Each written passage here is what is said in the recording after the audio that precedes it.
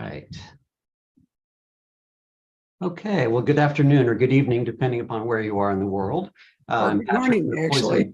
What's that? It's morning in New Zealand. Morning, Is it morning? Good morning. I'm Patrick from the Poison Pen Bookstore, and we're delighted to have Michael Bennett with us here to discuss his brand new book, Better the Blood, which I have in stereo right here. Really, really compelling cover art, very powerful. And I'm going to be monitoring if you have comments or questions for Michael, go ahead and put them in. And Barbara usually summons me back on screen towards the end of the hour, and I would be happy to ask any questions. So Barbara, over to you. Thank you very much. Patrick, can you hold up that book one more time? Yeah, absolutely. Because I am told that actually this gorgeous cover was painted by your Maori artist daughter, Mahina. Is that right? That's right.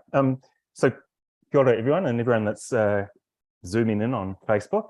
And it's such a pleasure to be here.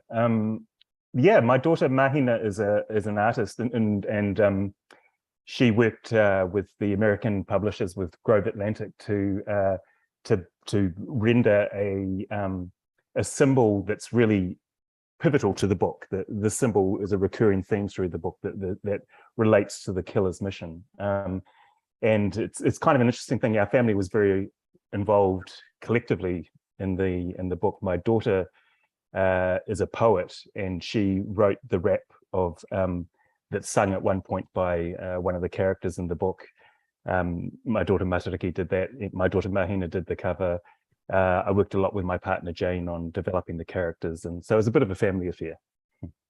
Very nice. As I understand it, this book was actually published in the UK last year by Simon & Schuster over there. I mean, international publishing is so fascinating because, you know, we wind up with oftentimes, most of the time, in fact, multiple publishers, and they all have their different concepts of how to present the book, the cover art, you know, the design.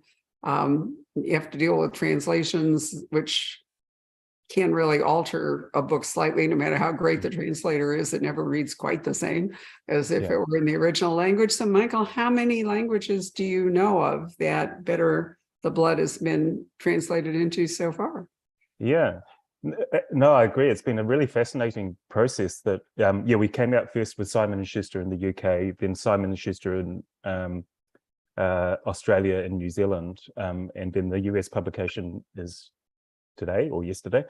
And now we've got 9 translations so far, 9 different languages, which is really kind of like, I still can't really get my head around it.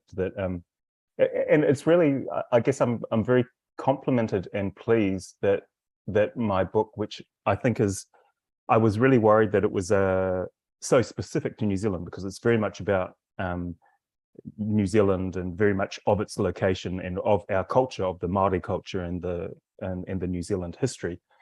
And what's been really pleasing to me, I guess, is that it's a case where if you are very specific and very culturally true to a story, it has a universality to it that, you know, if it's able to translate, because people might not actually be able to recognize in their own lives the things that I'm talking about or the experiences that my characters are going through, but in a universal kind of a way, it resonates and it finds truth with other cultures, which is complimenting. Yeah. Well, there's no question. I've been doing this for 33 years, and it's really fascinating to me how global publishing has become. Mystery was really primarily a British and American art, literary form. And when I started the store, we used to import or export rather loads of books to Japan, for example, because they didn't really have a large mystery writing community of their own, and they loved American crime fiction. That was actually even true of Australia. The first time I went to Australia and I went into an Australian bookstore, almost all the books in the crime section anyway were American. At vast expense, I might add, like $35 for a paperback. It was wow.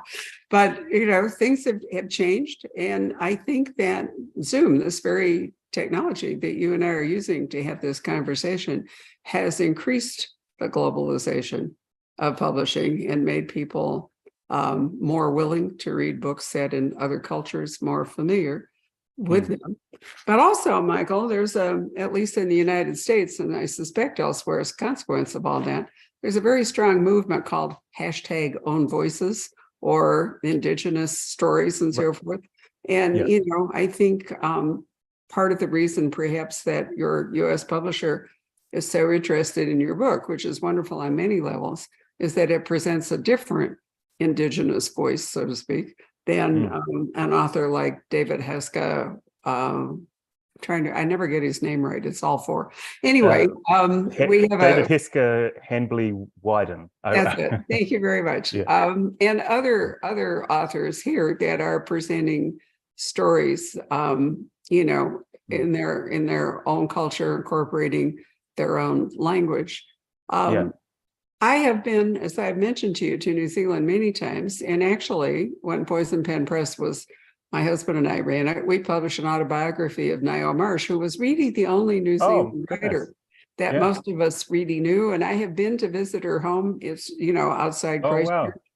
And had a tour of it. And they were desperate for fundraising to try to keep her home going. But with the exception of 3 novels that she said in New Zealand, her work was British, as you know, and she wrote it traveling back and forth by ship from New Zealand to England.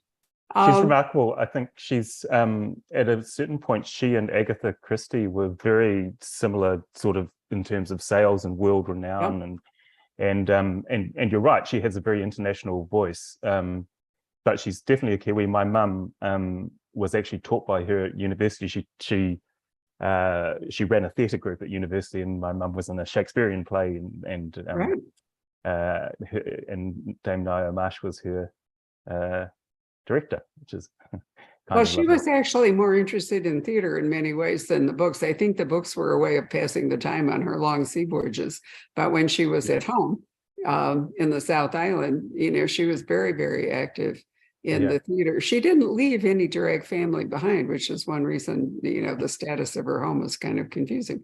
But anyway, I guess one of my questions for you, you know, is can you tell us, I've read a few books by New Zealand authors, but they're somewhat hard to come by. Do you know, who do you see, in addition to yourself, as potentially a rising literary star from New Zealand that the rest of us should know about? We have a kind of extraordinary literary heritage, to be honest. I mean, we've had a number of Booker Prize winners, Kerry Holm, a Māori descent writer from the west coast of the South Island who died recently. You know, I think what's interesting to me is that, you know, right back from Catherine Mansfield and any number of great names, you know, New Zealand has a way of boxing above its weight in so many fields. You know, if you tally up our gold medal scores at the Olympics, if we were the United States, we would have got about 1,000 gold medals at any Olympics for our, you know, per population ratio. And I think, you know, filmmaking, literature, music, there's something in the water here, but we do kind of tend to box above our weight a little bit. And I think so. It's the same in literature. I think what's the interesting thing is that in terms of mystery and crime fiction, which is kind of like, it's always been my go-to. I've never had that many, you know, in terms of the things that I'm interested both in consuming and making. There's not a lot of reference points for me in terms of New Zealanders. Yeah, of course, there's Dame Naya Marsh, and that's quite, you know, there's been quite a few moons since her work. There's J.P. Pomare, interestingly. I'm not sure if you've read his work, but he's another Māori writer from New Zealand who's also interested in crime and thriller. There's not a long list of us really working in that field, and so you know, which is a shame because I think you know, it's crime thriller writing. I think is obviously it's a very visceral kind of a literary form, but I think it can also it's a way of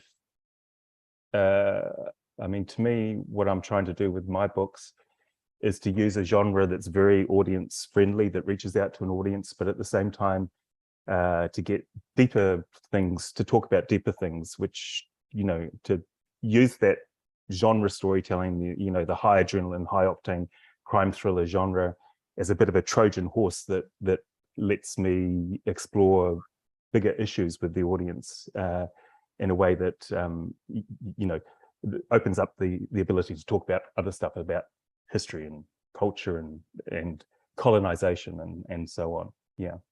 Oh, it does. Absolutely. I agree. I mean, one of the advantages of crime fiction is the structure. I mean, you know, there's a fairly specific structure for crime stories. And I think that makes it easier in many ways to explore. Well, for example, you have an historical event that is central to this book, which we will talk about. But if you make an excellent point, the user-friendly part is very good. I had a discussion last night with Brad Meltzer, who has a nonfiction book that could, in many ways, be an historical international thriller that's based on real events that took place, a Nazi plot to assassinate the 3 Allied leaders in Tehran in 1943. But by telling it in the present tense and treating it as though he were writing fiction, it will attract, I think, the same people who read thrillers. And, you know, if you had decided to talk about the crime, which we'll get to in your book, in like that, I think it would have a different audience. But by incorporating it into a modern story with your Auckland detective, Hannah, or is it pronounced Hannah? Which is it? Hannah. Yeah. Hannah. Okay.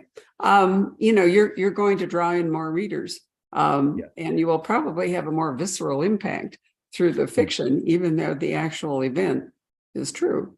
And, you know, I love the fact that there's a lithograph that, you know, commemorate can't be the right word, depicts, you know, part of what happened. So you have an actual artifact, you know, of the time that you can deal with. There's a wonderful museum at the very bottom of the island, which is it's where, you know, the guy that rode his motorcycle in Utah, I can't think of his name at the moment. Down in Invercargill, in Invercargill, you know, on the way into Invercargill. But it has a very dramatic movie that we watched about the arrival of, I think it was the British, to New Zealand, and I think it was the SEALs that they were there to, you know, slaughter the seals for the fur trade, and that was kind of the opening salvo for colonizing New Zealand. And that's right. It's a really, I don't know that many of us really think about how some of the empire was acquired, you know, but here in this country, it was led by trade, you know, Henry Hudson and John Jacob Astor and all. It was, a lot of it's depending on what people wore. It's astonishing to me that fashion led so much of colonialism. You know, they wanted beaver pelts for hats, or they wanted ostrich feathers for clothes, or whatever. And New Zealand, you know, was kind of untouched. Yes, I mean, you're quite right. Seals and whales were and flax, interestingly, I think were some of the first reasons for ships to come down from the Northern Hemisphere and from Europe and from the UK. But eventually it turned into land. It was quite deliberately, you know, companies were set up to sell off New Zealand land that they didn't actually possess. And that brought in an influx, you know, I guess an unstoppable tidal wave of immigration and colonization from the UK. And it's I mean, it's a story that's repeated all over the world, really. It is all over the world. And I really love, we're going to talk about your book in a second, but one of the things I most love about New Zealand is the efforts underway to eradicate not just colonialism, but the species that people brought with them that turn out to be unhappy in New Zealand. Weasels and stoats and rats. Right. And not it's quite just amazing. That, but, you know, but plants. I mean, I remember somewhere in the South Island, going to a place where they're actually ripping out all of the, European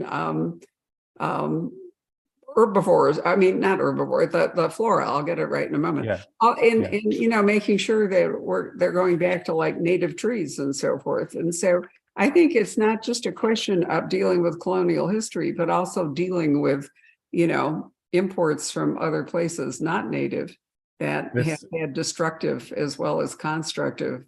So the process that you're talking about, we've been trying to replicate in our garden in a small way. So we've taken out most of the imported plants, and we've planted native all around the garden. And it's on a holistic kind of a level, what it does is that it provides the fruit and the leaves that the native birds and the native insects actually need, that they actually thrive on, it's beautiful for us. So we've had in the last couple of years, tui, which are beautiful native New Zealand birds returning to our garden, and so yeah, you're absolutely right. It's a process that's going on throughout New Zealand of returning the plants that the native wildlife need to survive. And absolutely. No, I think it's completely fascinating. So anyway, why don't we talk about your book, since that was the actual reason that we got together, but I couldn't resist because I'm like a personal promoter of New Zealand. I think it's so great that you've spent so much time in New Zealand, Barbara. It's cool. They haven't even gotten to the wine.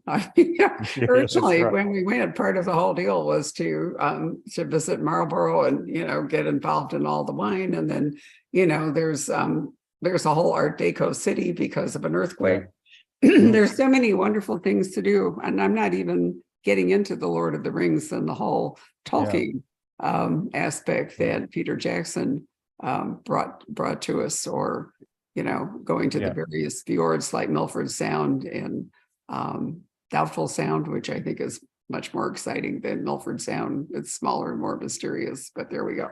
But we're in Auckland, and Auckland is actually a modern city on the North Island of New Zealand. It's the place where I think all incoming international flights actually have to go. So if you're going to New Zealand, if you're going by plane, you're going to arrive in Auckland, and there we are. So you decided, you live in Auckland, to set your book in Auckland. So tell us about your sleuth, Hannah, because she's a really interesting character. Yeah. So Blood is a crime thriller set in Auckland today. Auckland is a beautiful modern city. It's the size of, almost exactly the same size as Phoenix, Arizona. But I think it probably, when you have a look at what Auckland looks like, it's a bit different. Auckland is the first city since Pompeii that's been built on a live volcanic field, and we're surrounded by nearly 50 volcanoes that are not dormant. They could actually take life, and that, to me, that informs in many ways my feeling about the city. It's an extraordinary place, but there's energy under the ground that's only a few heartbeats away from erupting, which is the kind of feel that I wanted to invoke in the story. The story is about a senior Māori detective in the Auckland CIB, which is our equivalent of it's the Auckland Criminal Investigation Bureau. Hannah Westerman, she's a brilliant, intuitive detective who early on in the book, she finds a link between two killings that have happened that have previously not been connected. And what she discovers is that in the 19th century in New Zealand, during the colonization of New Zealand by the British, by the United Kingdom, a British Army troop on one of the mountains in Auckland City wrongfully and brutally executed a Māori chief. There were 6 members of the British troop, 6 soldiers, and the 2 killings that have happened today are descendants, 8 generations later, of 2 of those soldiers. 6 members of the troop, 2 descendants killed, and there's 4 more descendants that will die unless Hannah finds who it is that is killing them and stops them. So I already mentioned an artifact that helps develop all this is a is it a daguerreotype? It's a daguerreotype. I think I called a it a daguerreotype, which is lithograph by the mistake. proto, the original, the version of photography before photography had, so the old version of photography, and so that's a recurring theme through the book is an image of the 6 soldiers posed underneath the tree where the Māori chief has been hung, and it's something that the killer has discovered, and has, for the killer, it becomes, I guess, a touchstone of wanting to put right the crime that happened in the 19th century, but also, in many ways, Māori, what the killer identifies as that, quite correctly, is that the colonization of New Zealand didn't just stop in the 19th century. The impact upon Māori has continued to this day. Māori are at the bottom of every socio-economic indice in New Zealand, where, in terms of life expectancy, health, access to education, in terms of wealth, our net wealth is something like 1/9 the net wealth of any European New Zealander. We are the most imprisoned indigenous population on the planet. 53% of our prison cells are occupied by Māori prisoners, and we're only 14% of the population. So the killers, what the Māori detective discovers, what Hannah Westerman discovers as she is pursuing the killer, is that the killer's mission is, it's far from psychopathic. What the killer is trying to do is to say, what happened to my ancestor on that mountain in the 19th century is still happening to us today, and it's time to do something about it.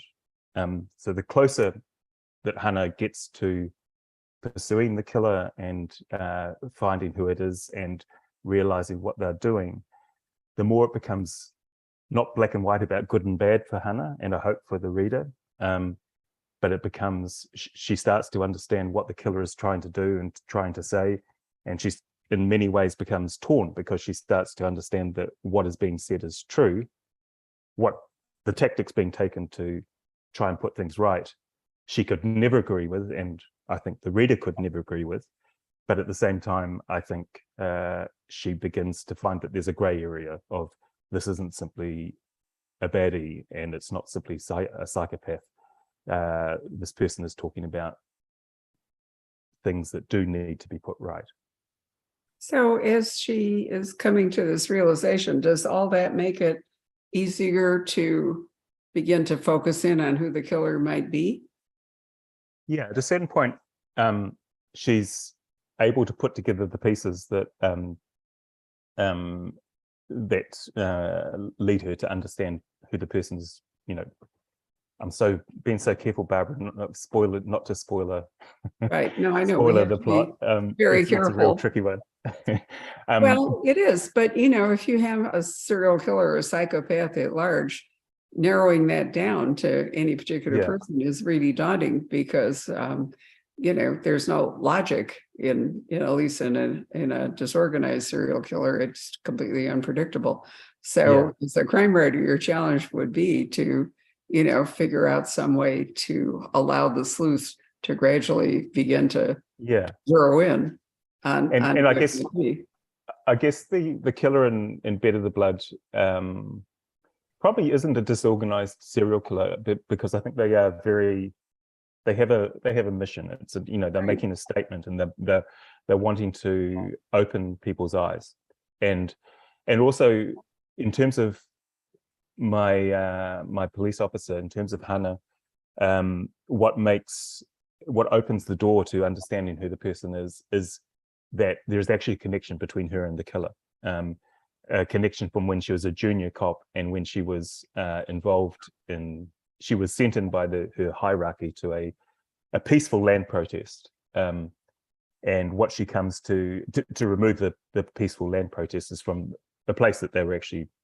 entirely justified. It was their land, and what she comes to understand over the course of the book is that there is a direct connection between her and the killer because of that day when she was a junior cop.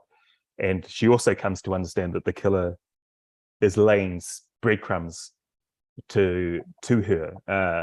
The killer wants Hannah to understand what's happening, why, and who is doing it, because there is a direct connection between the killer and her.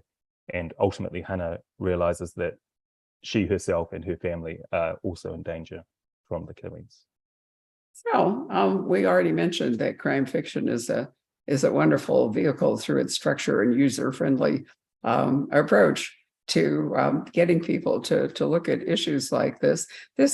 Michael, this is your first adult fiction. You are actually the author of In Dark Places, which explored an infamous miscarriage of justice, and a young adult graphic novel, Helen and the Go-Go Ninjas. I love the title, which is a finalist for the 2019 New Zealand Book Awards. So, if you lived here, this would actually, if I could have gotten autographed books from you, this would have been our first mystery book of the month. But unfortunately, that requires an author's signature. We couldn't quite overcome what a shame. the distance. I know, blast. But I think any of you watching that, it's really important to focus on debut novels. It's important to support the author. It's important for you as a reader to listen to a new voice, to enjoy a new voice and spread the word about a new voice, because, in the nature of things, authors are aging just like the rest of us. And we're always looking for new blood, fresh blood, so to speak, not in a vampiric way, but just because, it's wonderful to have different stories from different authors. So I really want to encourage you. This is our International Crime Book of the Month, to buy Better the Blood and support Michael. And with any luck, he's writing another one. But I want to go back and talk a little bit about Hannah, because, it's true that she's in her investigation, she's centering in on these things, but you've given her a number of handicaps. Let's talk about her. Let's talk about her boss. That's a tricky one. Yeah.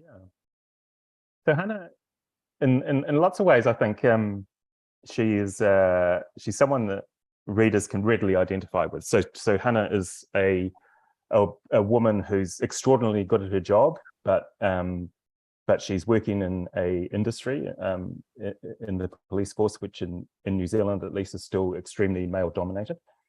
So no matter how good she is, she's still got to work twice as hard to get half the breaks that her male counterparts get. And that's shown to her every day by the fact that her ex-husband is who she went through police college with, fell in love, they had a child and then broke up. And he went on to become a detective inspector and is effectively now her boss. So she's a solo mother with a brilliant, extraordinary, talented teenage daughter who's socially active and but also very willful. And early on in the book, she gets herself arrested because she's singing at an illegal concert in someone's backyard that's breaking all the noise conditions. And she's so in many ways like she's a woman that's that we can identify with, and in fact she's based, I guess, on a lot of people in my life, on my mother, on aunties, strong women that did amazing things in the world, and in ways she's based on my daughters, who are both young Māori women who are completely comfortable in their skin with their Māoriness and with their culture. And so while there's many things about Hannah, I guess, that the reader will readily identify with, there's things that I don't think many of us can ever identify with.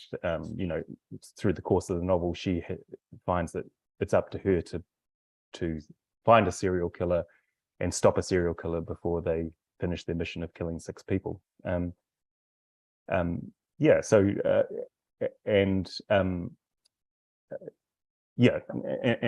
I think for me, a lot of the things that I wanted to do with the book was to build a life around the main character that's more than just the job that she's doing, the job that she's doing, the pursuit of the killer, is the engine that drives the book.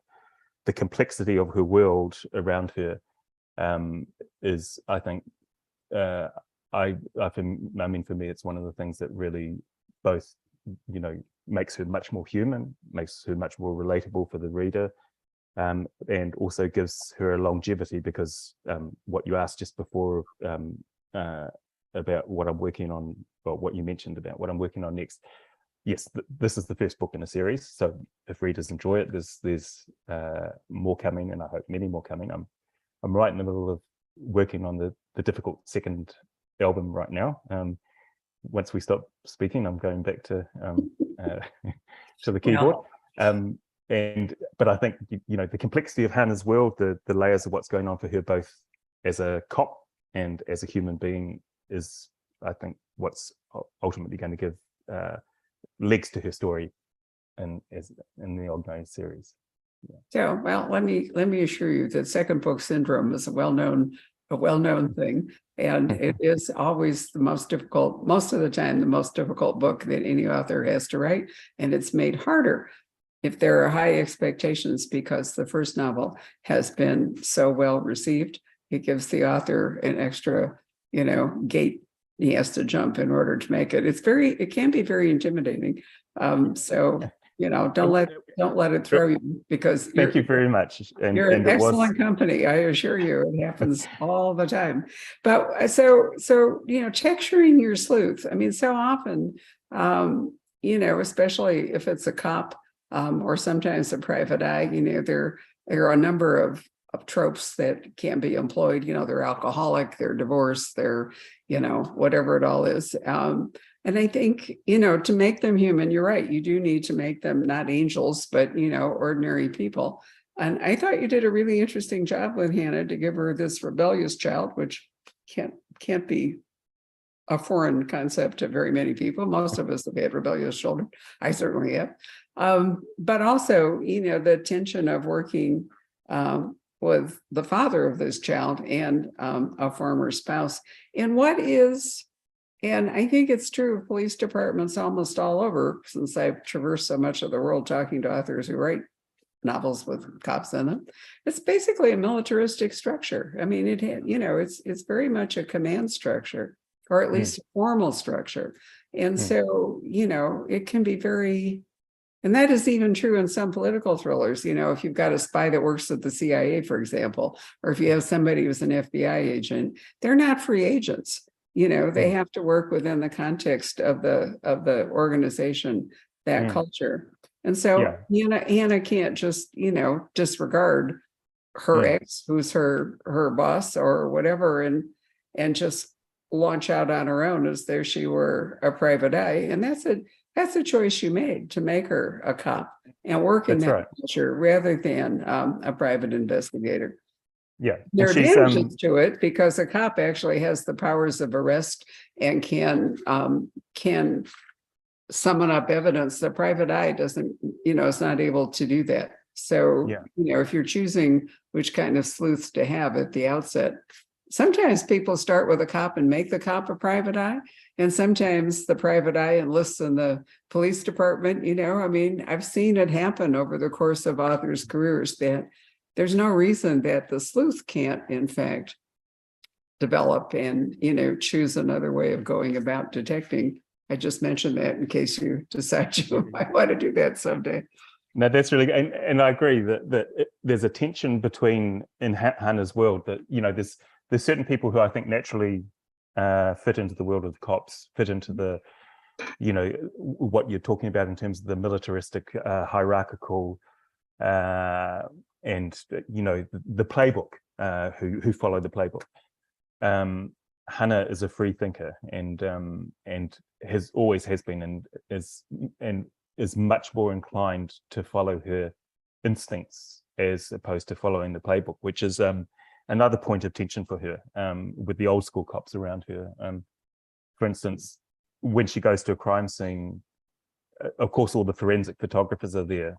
What she always does is she gets out her sketchbook and she sketches the scene for herself, because she trusts her own instincts, and she trusts what she sees with the naked eye. much more than she trusts a photograph. And she always wants to have that first impression of a crime scene, of what it felt like, what it smelt like, and the feeling of the place through her own eyes than through a two-dimensional photographer's lens. So yeah, no, you're absolutely right. There's she's in the police department, but her way of operating isn't necessarily the way other cops operate. Right, and she has that freedom. So you mentioned yourself that you're from Rotorua, not from Auckland. And for those of you who don't know it, Rotorua is kind of like Yellowstone in the United States. Oh, is it? Oh yeah, very much so. I mean, it has, the volcanic activity that Yellowstone sits on a volcano. Right. And it's possible that one day the whole United States will go up, because it would be vast. But that's where you get some of the, if you're a tourist in New Zealand, they often take you to Rotorua because in a fairly compressed area, you can see volcanic activity, and there's quite a lot of Maori culture around it. So, they're likely to take you to visit a Maori community, or, go to a banquet, or, visit the various volcanic activity things and all. But I was thinking, I don't know the answer to this question entirely, but if she is a cop in Auckland, could you in fact send her somewhere interesting like Rotorua, and she would still have jurisdiction? Or is there a larger force in New Zealand, more like our FBI or Scotland Yard, where she's a local in the local police, but she couldn't really go over and investigate a case somewhere else, Wellington or somewhere like that? Yeah, that's a really interesting question. I don't know the answer to either. What I'm really lucky about is that through my work on the first book that you talked about earlier, In Dark Places, which was about a friend of mine who was a young Maori man who was wrongfully imprisoned for 21 years for a crime he didn't commit. Through investigating the story and becoming part of the, I guess, the movement, the fight for freedom for Taina, for my friend, I came to work really closely with a number of ex-cops who were disturbed by the story, and one ex-cop in particular who left the police and became a private detective, and then committed his life essentially to getting justice for Taina, for this young man. So I've got a number of very strong connections with the police force, and with former police, so my database, my black book of references for police procedure is pretty deep. And I've also got two nephews who are detectives currently, one in the Auckland police force and one who's an armed offenders detective, which is the equivalent of your SWAT teams. I mean, it's an interesting question. Like, absolutely, we are regionally based in terms of the police forces, but I would believe that if a detective is pursuing a particular crime, that I don't think we're quite so hard boundaries as you have in terms of your state police systems, which are completely different police forces, as I understand it. We are one police force with different divisions within different areas. So if Hannah is taken to another, if a crime takes her into another jurisdiction, I don't think there's that complexity that you would have in America of, not stepping into different rules and regulations for the. Well, she could always go as a consultant, or just have a friend on the force. I mean, she wouldn't have to be there necessarily formally. I was just Jane Harper, who you probably know from her book The Drive. I have her coming to see me on February 1st here, which will be really interesting. Oh, wow. Erin Falk, her federal investigator, is now in Australia's wine country. So Jane has been basically touring her readers around different parts of Australia. I'm so enamored with different parts of New Zealand. I mean, Stewart Island is one of my favorite places. I've gone back on the ferry from Invercargill, which requires a strong stomach in a high speed. That if it could be interesting for international audiences, maybe more so than your local New Zealand readers, if you were able to occasionally move Hannah out of Auckland into. Absolutely, that's a really good point. So the second book, which I'm working on now, and to reassure you, I have gotten through the tricky. I'm kind of loving it now. I've found the book. Excellent. But she does. It is set in a completely different part of New Zealand. It's not a travel log at all, but it's and it's entirely justified. She's gone back to her hometown and her home tribal area. And it's a complete. The first book is predominantly set in Auckland, which is a big modern city, 1.7 million people, but which has its own landscape and its own environment and its own way of being. But the second book, it bounces between. She has reasons to go back to Auckland, but it's very much taking the reader into another part of New Zealand, into a glorious coastal township, small coastal township with a very different feel to Auckland. Yeah. Oh, wonderful. Well, we could go to Napier and, explore Art Deco, or we could go down to Stewart Island, visit the Kiwis. We could go to Wellington, which has one of the world's great museums. I mean, one of the truly great museums. Yeah, it's amazing. Or Nelson, which is an art capital, or, up north, the Thousand Islands, or Marlborough, the wine country. I mean, it's small. New Zealand is small, but incredibly diverse. It really is such a remarkable, and I think small population, but actually in land size, I think in land size we're bigger than the United Kingdom, and I'm not surprised at that. You could put the entire United Kingdom into Arizona. Oh my goodness. You really can. No. Right? It's bigger, and you have 2 islands, and that's sort of fun to cross over from one island to another. And of course, you're right on the Ring of Fire. So, the possibility of volcanic, or there's a certain suspense about being in New Zealand, because you never know for sure whether it's going to just suddenly go up. We have this thing that we have a seismic, the Seismic Bureau has, you can log online every day, and every day there's literally thousands of earthquakes across New Zealand. Not often that they're 5 on the Richter scale or higher, but it's just constantly. The ground here is constantly trembling, and it really is. If you go down to visit the museum in Wellington called Te Papa, you can go down and look underneath it, the foundations, and they show you that there are enormous advances in earthquake construction that have been used to preserve that museum. It's sort of the equivalent of going to Holland and seeing the incredible hydraulic, the engineering that the Dutch have learned to deal with water. And as the seas are rising, I think, there are a lot of things that haven't gotten as much attention maybe as they should have, like hydraulic engineering or, seismic activity, or all that are going to be really interesting. It's happening right now in California. And for the very first time, I read today, either the New York Times or the Wall Street Journal, that someone in Santa Cruz has finally said, maybe we need to move people away from the coast, because the ocean, the damage and so forth is becoming so constant and so real. Maybe people shouldn't really have beachfront property now. The highway, the whole bit. And I was thinking back to my trip down the West Coast Highway of New Zealand. It's hard to know how it's all going to go. But crime fiction's so great because you can explore all this. Why don't we call Patrick up to see if we have any questions or comments from the audience? We know that Michael's writing a second book, so that's really great news. Let's see here. We have we have a couple of the standard questions, like who are some of your influences?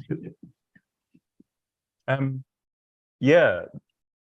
a great question. So I think what a really influential moment for me was when, as a 10-year-old, my big brother Bruce and his new girlfriend Tui came back they were studying in Christchurch, which is a big city in the South Island. I was being brought up in the South Island. I came back from university. Bruce was studying psychology, and he brought back a book called the textbook of Abnormal Psychology. Tui was studying English literature, and she brought back Truman Capote's In Cold Blood. so as a 10-year-old, I spent summer reading both of those books cover to cover. I'm not sure who in my family thought it was a great idea to allow a 10-year-old to read either of those books, but I devoured them. And when Bruce and Tui went back to university, I hid them, and so they couldn't take them back. And in many ways, like both of those books, although they're so incredibly different, and like I don't know if I mean, I'm sure you've read In Cold Blood, but I'm not sure if you've read the textbook of Abnormal Psychology, but I think they're both glimpses into the dark places of the human mind. You know, we are capable of such glory and such magnificence, and we are capable of such depravity and such pain.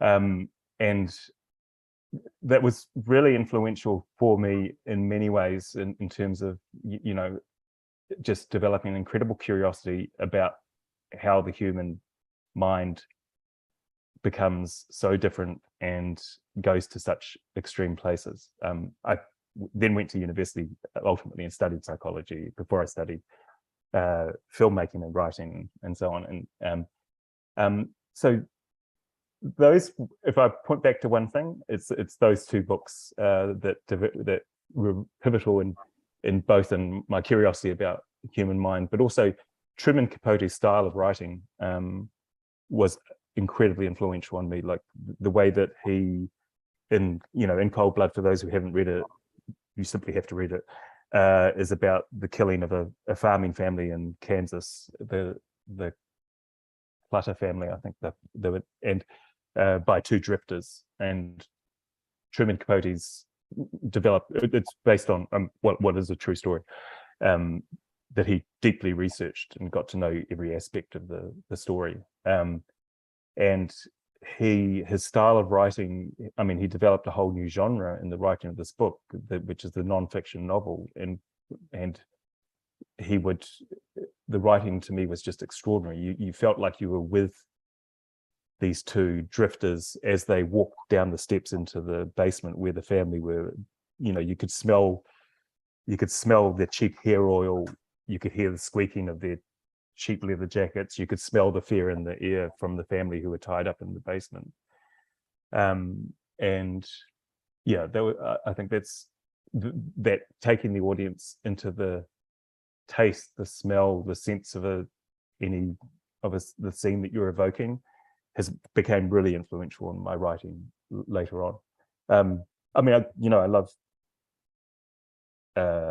James Elroy, Elmore Leonard, the people we've talked about, like David, Hesker, Handley, Wyden. There's obviously many resonances with, like both with the world that he inhabits, his indigenous American world, and the experience of indigenous Americans with colonization, of course. I think there's a lot of echoes. I love S.A. Cosby's work. I know there's a new one out and it's not out here yet, and it's driving me crazy. I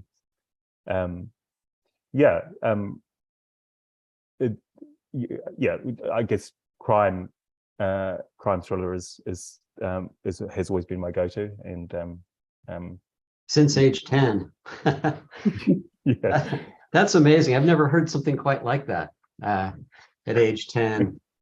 Are you, we had a program recently with Les Klinger, who has annotated a new edition of Dr. Jekyll and Mr. Hyde, and going back and looking at that, just myself as an adult, as opposed to reading it, as a teenager or whatever.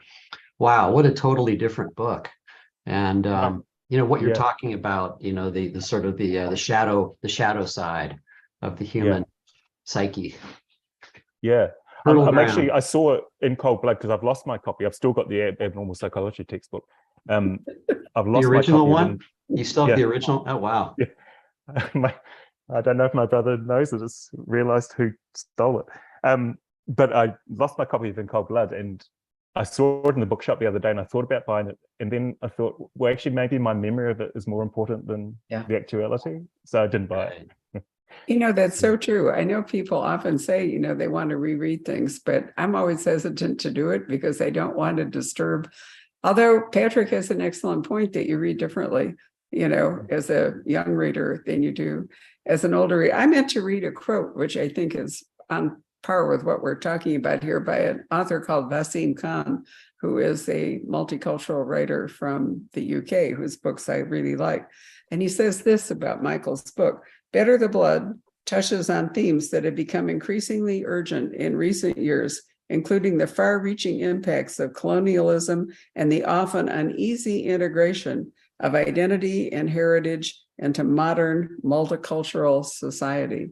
And that's, you're talking about S.A. Cosby, you're talking about David, you're talking about yourself. And, for all the backward things that keep happening, I think that we are making some progress in bringing these voices and these experiences into literature.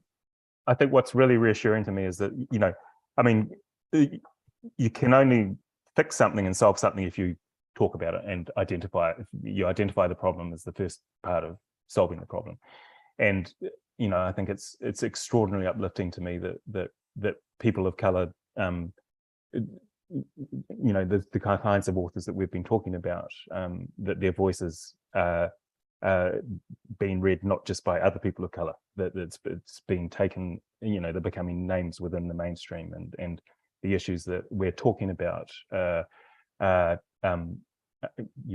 being recognized outside our own communities, which is, I think it's incredibly important. So Patrick, one of your favorite authors, offered this comment too about Better the Blood, which I love. Dion Meyer, who is a South African writer, Patrick and I are extremely fond of. So he said about Better the Blood, he said, I devoured it. And as a South African, I found great pleasure in the rugby references, which is hardly native to Meyer, but nonetheless, so rugby, that's part of, your whole experience. Yeah, no, absolutely. So, there's some good things that the UK gave us, and rugby's one of them.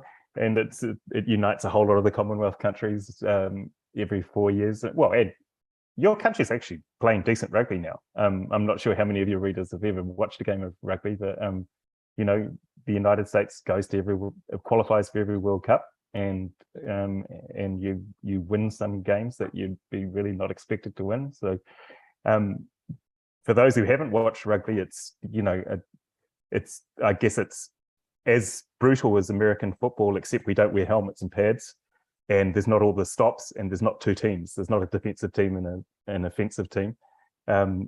We have to play the whole game, and the hits are massive. It's a pretty extraordinary sport. Yeah. So not all exports from other cultures are flora or fauna. Yeah, that's right. Can you tell us a little bit about the crime writing community in New Zealand today? And are there any writers that we may not have heard of that we should be on the lookout for? Yeah, no, definitely. It's a very healthy community. There's a friend of mine, Craig Sisterson, organizes a yearly awards called the Ngaio Marsh Awards, obviously named after Ngaio Marsh. And every year there's dozens and dozens of entries, and the quality of crime writing is really strong in New Zealand. And again, I think readers will have that enjoyable experience of reading writers who love their genre, work within their genre, but have a very specific flavor that they're not familiar with, about talking about New Zealand and about New Zealand society and New Zealanders. I mean, we're a different breed of people. Any number of authors I talked about, J.P. Pomari earlier, who's another Māori author, and is a very prolific writer. Vanda Simon,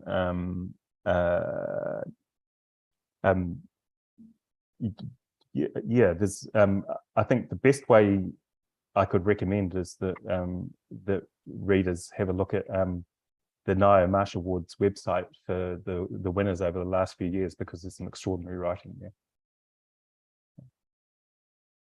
It's funny, I was looking up Charlotte J, but she was Australian, wasn't she? I think I she don't- was. There's a woman named Singh, Singh, who writes for Berkeley. I can't remember. I keep wanting to say something like Natalie, but that's not quite right. Nailani or Yeah, something. Yeah, Oh, and I okay. think she is writing also novels Right. set in New Zealand. Yeah. There's somebody named Paul. Paul who's- Thomas. Oh, Paul Thomas and Paul Cleve. Paul Cleve is Paul Cleave is who I was Cleve. thinking of, but Paul Thomas also. But what I'm hoping is, I mean, one of the things that I learned about, for example, book selling in Australia and all, is that for a long time, books were manufactured in the UK and shipped to Australia and New Zealand. So they were expensive and oftentimes, didn't show up right away. But now I think with local production, certainly in Australia, and perhaps in New Zealand, it's much more possible to have a local, a native audience, writers community being published in New Zealand. It doesn't have to be a UK publisher. Yeah, our books are still really expensive, I've got to say. When the US publication happened yesterday, and I sent a link to some friends, and they pointed out, oh, we pay twice as much for the book.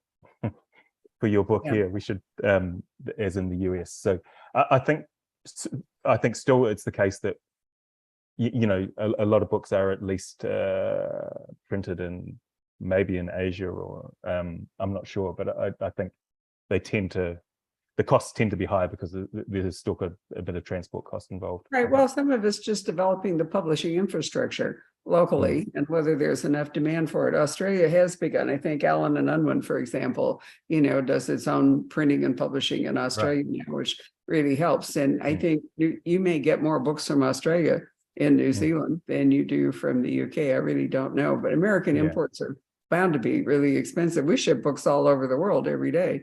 And I can't really believe how much shipping costs. I mean, I'm stunned at the amount of money people pay, to get books. So a lot of it is fans who don't even necessarily want to read the American edition. What they want is an autographed book by an author that they admire, because it's like buying a painting or something, and they aren't necessarily ever going to read that book. They're going to buy it in, Dutch, but they're going to shelve it, that kind of thing. There's a lot that goes on. As I say, I wish that you were here, and then we would have done something. I'd love to find a way to autograph some books for you, but I'd also love to. You just need to come visit us. We'll have to work on that. I want you to become a bestseller, and then I can negotiate. And there are government grants. We've had some Australian authors who come to visit us, and there are grants that Australia actually will make to authors to travel. You should explore that. Whether New Zealand has a similar arts kind of a grant that would make it possible for you, even if you just come to the West Coast of America. It's really it's not, Air New Zealand from Auckland's 8 hours to Los Angeles. I've been on the flight many times. I've been to Arizona a long time ago. I did a summer camp in northern New York State, and then afterwards, a friend of mine who lived in Tucson. We drove all the way from upstate New York to Tucson. So I have been to Arizona and loved it. Yeah. Oh. So. Yay. Patrick, I'm sorry. I got so carried away. I forgot to see if there are any more questions that you have from the audience. Let's see. I just put a question out to them. Don't see a whole lot of questions. I am looking at that hammock. God, that looks comfortable. Is that your place where you hang out? And looks very idyllic back there. Yeah, it's not actually it's not a Zoom screenshot. It's Auckland. Oh, it's a beautiful place. Okay. All right. All right. So you're at an undisclosed location, is what you're saying. I love that. Yeah, no, this is my backyard. We're pretty lucky. Let's see. How about movie and TV rights for this particular book? Have those been sold? And so it's an interesting situation where I'm a recent author, but a long-term screenwriter and director, and I have a production company with my partner Jane. So we own the rights to the book, and we're developing it as a TV series, collaborating with another New Zealand company, and possibly we're talking with a German company, because there's been a lot of interest from, one of the 9 translations is with Germany. So yeah, we're well down the path of developing it as, at one point we did think of it as a feature film, but there's a complexity to the storytelling that, I think we could only really do the genre storytelling as a feature film, and we wouldn't have the complexity to the cultural and the other layers. 90 minutes is a tough, it's a beautiful form, but it's tough to go deep, to go really deep. So whereas 6 by 1 hour, this new form that has emerged with Amazon, Netflix, etc., I find this the most exciting kind of storytelling that you can do. It has that, effectively it's 3 feature films, and you can do that. You can go deep and as well as go exciting. So yeah, so we're developing as a 6-part television series. Well, we think so too. It's an absolute gift to authors and, crime series to be able to do that. Before we leave, it's not tracking exactly what we're talking about, but there is a very enjoyable New Zealand crime drama called Brokenwood, which I have watched every episode of. And while it really is a European-centric program, it does show you different aspects of New Zealand and different parts of the culture that are fun. I don't know if you're a fan or not. You don't have to say so, but have you watched it at all? Oh no, absolutely. It's a show made by a friend of mine. I hope the audience is able to, the readers are able to. I've just finished work on a major crime series, which is an Irish New Zealand co-production, set in New Zealand about 2 Irish tourists who. It's called The Gone, and it's coming out. It'll be coming out this year. Hopefully, I really hope it will come out on the streaming platform in America. It's coming out in Europe and New Zealand. 2 Irish travelers go missing in New Zealand, and an Irish detective partners with a Māori detective in New Zealand to discover what happened to them. Yeah, that sounds absolutely wonderful. I mean, most people who watch New Zealand at all in film or whatever have seen The Lord of the Rings, which is filmed, primarily on the South Island, and it's gorgeous. But there's a lot more to New Zealand than that. I like Brokenwood, and I'm loving listening to Michael's voice because you sound so much like the senior detective in Brokenwood. And that's one of the things I also found really fun about Brokenwood is in New Zealand, everybody is called senior. They're not called, I think that it's a different terminology. Yeah. For the chain of command. The New Zealand police departments, or at least the one in Brokenwood, which is fun. Well, is there anything else, Patrick, or should we let Michael go? I think that's about it. Yeah. Well, it's been so enjoyable. Thank you so much, Michael, for spending time with us.